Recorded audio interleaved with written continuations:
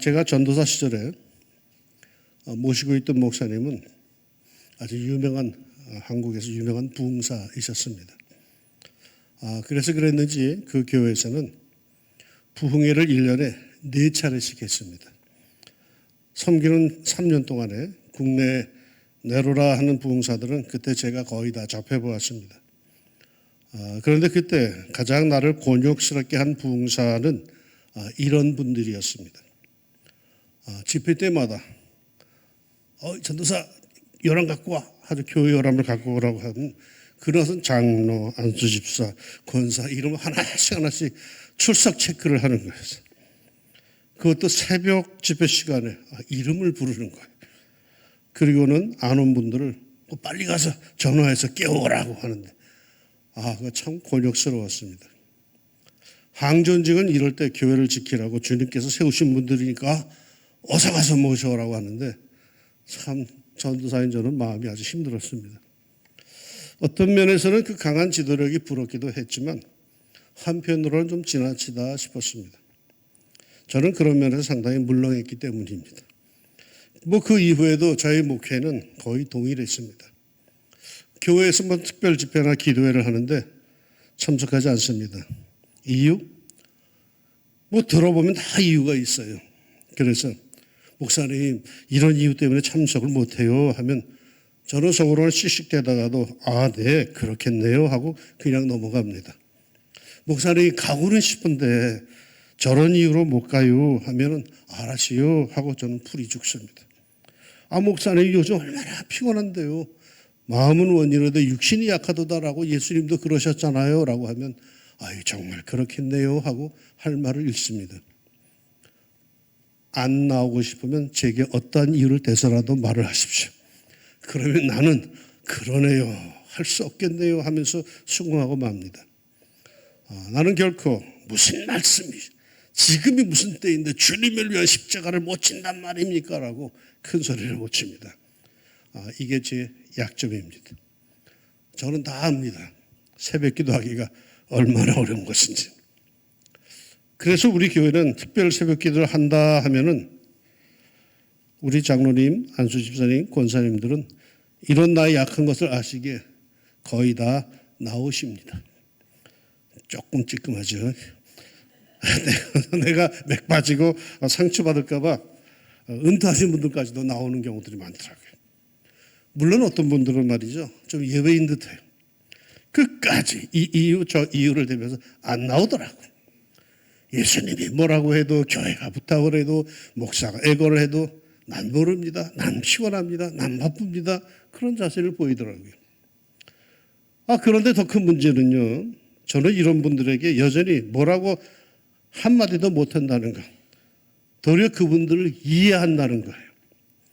이해를 못해야 나오라고 큰 소리를 칠 건데 그 얼마나 힘들까 하는 것을 저는 잘 압니다. 그야말로 집안에 우환이 생기기 전까지는 절대로 새벽 기도에 나오지 않을 것을 저는 압니다. 그러니 힘을 내자고 기도에 함께 힘쓰자고 하는 목사는 늘 외롭지 않겠습니까? 목사만 외로울까요? 이런 외로움이 예수님께도 있었어요. 예수님께서 겟세마네 동산으로 가십니다. 겟세마네, 기름 짜는 틀이라고 하는 뜻이죠. 감람산의 그 감람 열매를 기름으로 짜던 곳으로 여겨집니다. 그러나 이 이름은 바로 예수님의 그 참담한 심정을 그대로 표현한 지명이기도 하죠. 평상시에 태풍이 몰려와도 기가 막힌 일을 당해도 담담하시던 예수님이 이 겟세마네 동산으로 향하시며 그 평온함을 잃어버리셨습니다. 예수님은 흔들렸고 그 걸음은 천근만근 무거운 걸음이었습니다. 이곳 겟세마네에서 예수님은 이제 자기의 온 삶을 쥐어짜는 결단을 내려야 했습니다. 그 장면을 누가복음은 이렇게 표현합니다. 예수께서 힘쓰고 애써 더욱 간절히 기도하시니 땀이 땅에 떨어지는 핏방울같이 되더라. 땀이 핏방울같이 보이도록 쥐어짜는 예수님의 마음의 상태를 오늘 본문 마가복음은 이렇게 표현하고 있습니다. 베드로와 야고보와 요한을 데리시고 가실 때 심히 놀라시며 슬퍼하사 내 마음이 심히 고민하여 죽게 되었으니 너희는 여기 머물러 깨어 있으라. 무엇이 이토록 예수님을 심히 고민하여 죽을 지경까지 몰고 갔을까요? 무엇 때문에 예수님을 심히 놀라시며 슬퍼하십니까? 능력이 사라진 겁니까? 온갖 병자를 고치시고 귀신 들린 사람들을 온전케 하시고 오병이어로 5,000명을 먹이시고 심지어 죽은 자를 살리셨던 그 신적인 권능이 사라진 겁니까? 그래서 이제 두려움이 깃든 것일까요? 예수님을 심히 고민하여 죽을 지경까지 몰고 간 것은 과연 뭘까요? 원어 성경에 의하면 내 마음이 심히 고민하여 죽게 되었으니 라고 하는 말은 내 영혼이 압도되어 죽을 지경이다라는 뜻이랍니다. 무언가 예수님의 영을 힘이 누르고 있는 것이 있습니다. 그것 때문에 잠도 안 오고 그것 때문에 먹는 것 같지도 않습니다. 그게 뭘까요?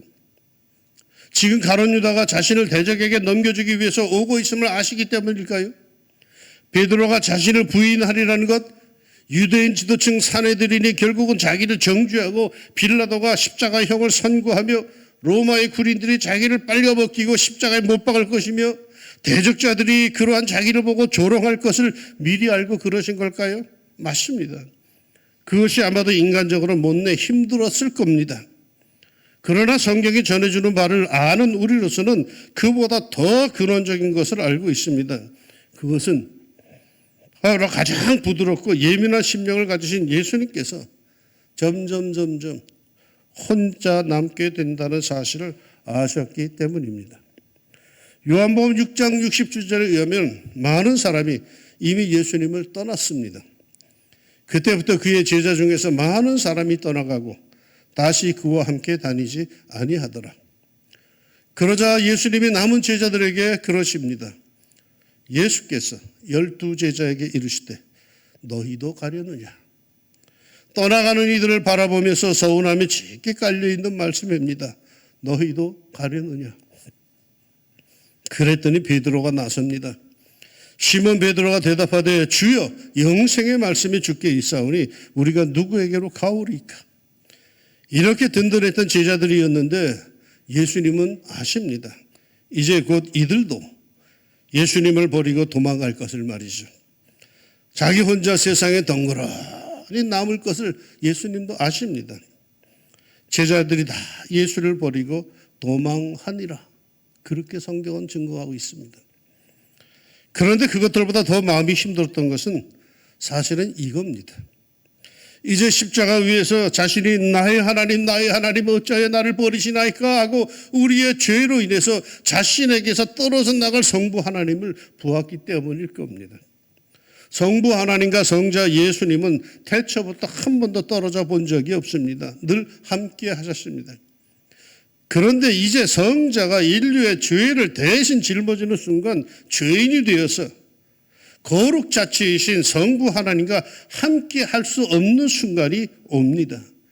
공존할 수가 없습니다.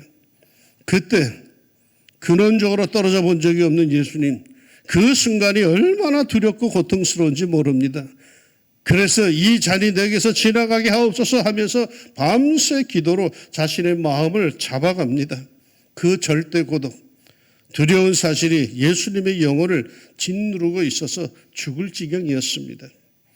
그래서 예수님은 12제자를 데리고, 아니 이미 이때는 가룟 유다가 빠졌으니까 11제자를 데리고 겟세마네 동산으로 기도하러 가셨습니다.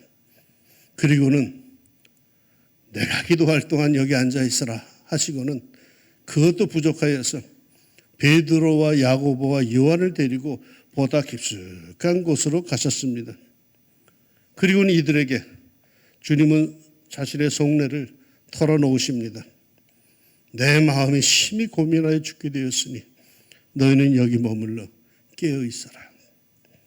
평상시 예수님의 이미지로서는 상상할 수 없는 고백입니다. 예수님이 고민하여 죽게 되었다니요. 그 무서운 폭풍우 속에서도 두려워하지 말라고 하셨던 예수님께서 친히 고민하여 죽게 되었다니요. 이 얼마나 놀라운 일입니까? 그렇다면 이제 이 세 제자는 어떻게 해야 할까요? 놀란 마음에 정신이 바짝 들어서 예수님을 위해서 기도하고 또 기도해야 했을 겁니다. 그런데 예수님께서 타는 심정으로 간절하게 기도하고 돌아와 보니 자고 있었습니다. 그래서 그래도 평상시 큰 소리치던 베드로에게 말씀하십니다. 시몬아, 자느냐? 네가 1시간도 깨어있을 수 없더냐? 서운함이 묻어있는 주님의 말씀이죠. 시몬은 얼마나 멋쩍었을까요? 그리고 다시 가셔서 간곡히 기도드리고 와보니 여전히 제자들은 자고 있었습니다. 왜 잤을까요? 40절, 이는 그들의 눈이 심히 피곤함이라. 정말 피곤한 상태였습니다. 그래서 그랬을까요? 예수님은 아무런 말씀도 하지 않으십니다. 그들 역시 예수님께 드릴 말이 없어서 계면쩍었습니다. 이들을 뒤로 두고 예수님은 다시 3번째 나아가서 간절히 기도하고 돌아오십니다. 어찌 되었을까요? 여전히 그들은 자고 있던 것으로 보입니다. 예수님도 그들의 피곤함을 이미 아셨습니다. 그러나 당신이 이토록 힘들어하니 그래도 이들만큼은 함께 깨어서 기도해 주지 않을까 싶었던 거죠. 그런데 끝까지 그들은 피곤해 쓰러지고 맙니다. 아무 말씀도 없었습니다. 그들의 연약함을 예수님은 수용해 주셨습니다. 그러시더니 이제 3번째 오셔서는 말씀하십니다. 이제는 자고 쉬라. 그만 되었다. 때가 왔도다. 보라, 인자가 죄인의 손에 팔리느니라. 일어나라, 함께 가자. 보라, 나를 파는 자가 가까이 왔느니라. 때가 있습니다. 만사에는 다 때가 있습니다. 시도 때도 없이 노는 일을 건달이라고 합니다. 시도 때도 없이 공부만 하는 일을 공부벌레라고 합니다. 지혜로운 사람들, 성숙한 사람들은 시와 때를 구분합니다. 지금이 무엇을 할 때인지 알고 그것을 해나갑니다. 무작정 열심, 무작정 수고한다고 되는 거 아닙니다. 성경에 보면 한 번은 이런 일이 있었습니다. 그때 요한의 제자들이 예수께 나와 이르되 우리와 바리새인들은 금식하는데 어찌하여 당신의 제자들은 금식하지 아니하나이까?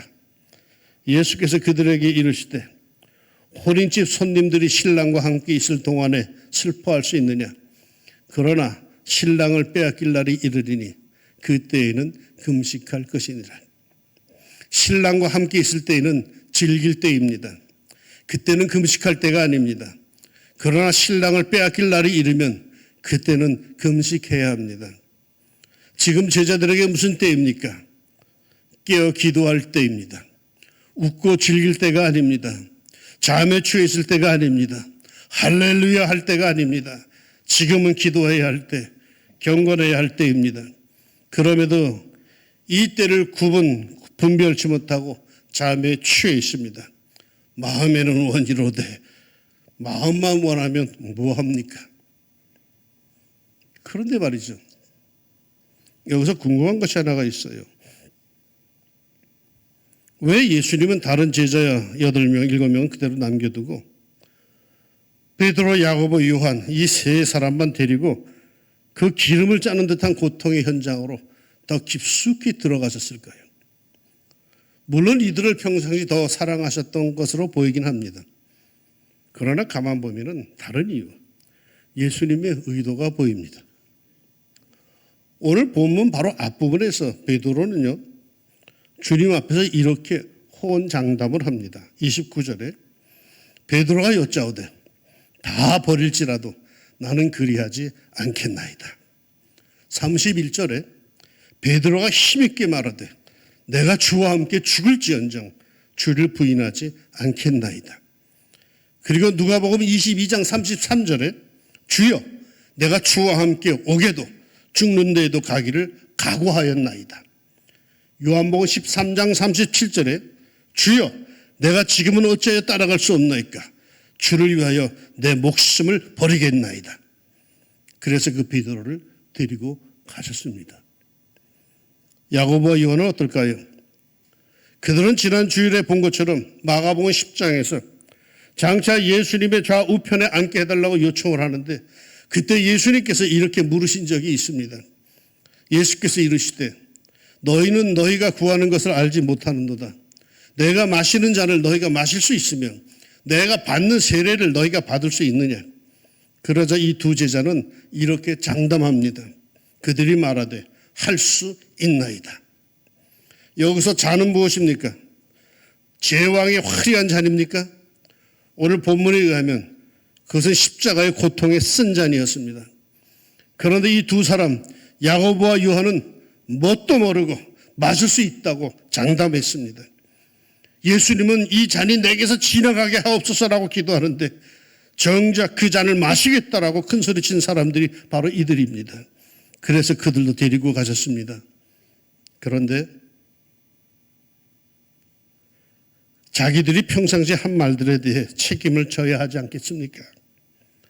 예수님은 유난히 이 세 제자가 평상시에 예수님을 위해 호언장담을 하였기에 그들을 데리고 그 기름 짜는 겟세마네 동산으로 가셨습니다.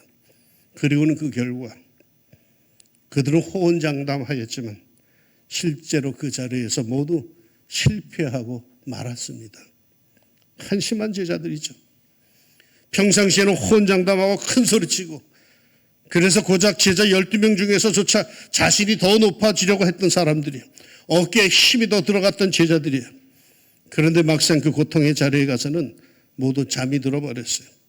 평상시에 침이 마르도록 주님 사랑합니다. 목숨까지 내놓았습니다. 주님을 따르렵니다. 아굴골짜기라도 따라가겠습니다 하던 이들이 막상 그 자리에서는 잠이 들었습니다. 그리고는 잠이 깨어나고서 어떻게 했는지 아십니까? 다 도망가 버리고 말았어요. 예수님 혼자 버려두고 자기 살겠다고 다 도망가 버렸어요. 평상시에도 좀 한심한 모습을 보여주던 그들이었지만은 정말로 주님께 꼭 필요했던 그 시간 깨어있지도 못하고 기도하지도 못하고 시험해져서 다 도망가 버리고만 정말 한심한 이들이 바로 이들이었습니다. 그런데 말이죠. 이 말씀을 가만 묵상하고 있노라니까 제자들의 이러한 모습들 어디서 많이 본 듯한 모습입니다. 어디서 봤을까요? 뭐 어디긴 어디예요. 바로 내 자신의 모습입니다. 남의 이야기가 아니더라고. 바로 내 이야기더라고. 기도해야 한다는 것을 알면서도 육신이 피곤해야 지쳐 일어나지 못하는 모습. 주님 사랑합니다 하면서도 정작 외로운 주님을 홀로 버려두고 제 일에 바빠 정신없이 세상으로 달려가는 모습. 십자가를 바라보면서 주님 결코 홀로 외롭게 버려두지 않겠습니다. 언제나 주님과 동행하겠습니다 하고서는 막상 그 자리, 그 유혹의 자리에 앉아서는 제 육신과 제 욕정대로 할 수 없이 끌려가는 모습. 기도해야 하는 그 자리에서 몇 마디 하다가 끄떡 조는 모습. 남의 이야기가 아니라 바로 내 이야기였어요. 사랑하는 여러분, 지금은 깨어 기도해야 할 때입니다.